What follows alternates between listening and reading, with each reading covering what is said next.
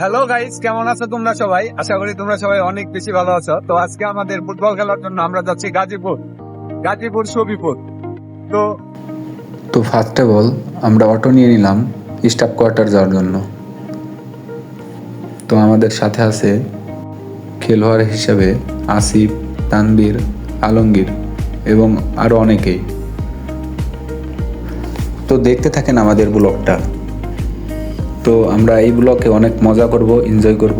সাথে থাকবেন এবং পাশে থাকবেন। ভাই দাদু সবাই একটা হাই জানিয়ে দাও,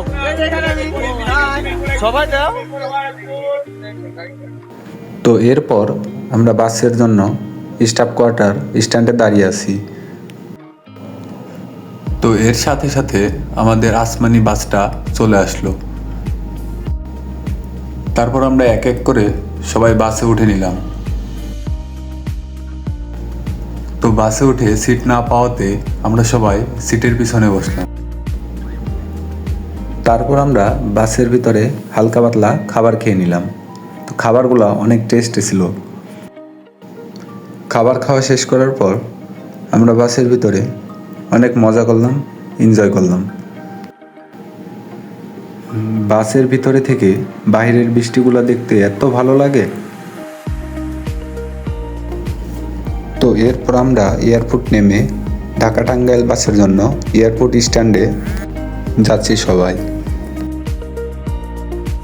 তো এরপর আমার বন্ধু যা বলল, হ্যালো গাইস, আমরা এখন যাচ্ছি আপনাদের মাঝে ফুটবল খেলতে সবিপুর।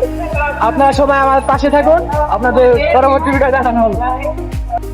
আমরা এখন আব্দুল্লাহপুর ব্রিজের উপরে যাচ্ছি সবিপুর যাওয়ার জন্য। Let's go. এবার আমরা সখীপুর নেমে তো একটু হাঁটাহাঁটি করতেছিলাম।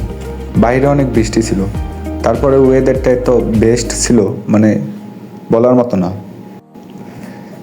তারপর আমরা সফিপুর বাজারে জমজম রেস্টুরেন্টে হালকা পাতলা খাবার খেয়ে নিলাম। সব শেষ করে আমরা মাঠের উদ্দেশ্যে রওনা দিলাম। তো অবশেষে আমরা মাঠে পৌঁছে গেলাম। প্রথমে তো ভেবেছিলাম যে মাঠে বৃষ্টির কারণে হয়তো আমাদের খেলাটা পরিপূর্ণভাবে হবে না। তো পরে এসে যা দেখলাম, তো মাঠটা একদম সুরক্ষিত এবং অনেক ভালো। মাঠের চারপাশে অনেক ছেলেপেলে বল নিয়ে প্র্যাকটিস করতেছে, আর অন্যেরা বাউন্ডারির দাগ কাটছে। তারপর অন্যদের প্রথম টিমের খেলা শুরু হয়ে গেল। তো তাদের খেলা দেখার পর আমরা এটা বুঝলাম যে আমাদের এর থেকে আরও ভালো খেলতে হবে, তাহলেই হয়তো আমরা জয় নিয়ে বাসায় ফিরতে পারবো। প্রথম খেলা শেষ হওয়ার পর আমাদের খেলা শুরু হওয়ার জন্য রেফারি আমাদের বলে দিয়ে গেল। এবার আমাদের টিম ম্যানেজার আমাদের অনেক সুন্দরভাবে বুঝিয়ে দিচ্ছে কিভাবে আমাদের বলটা পাস করতে হবে।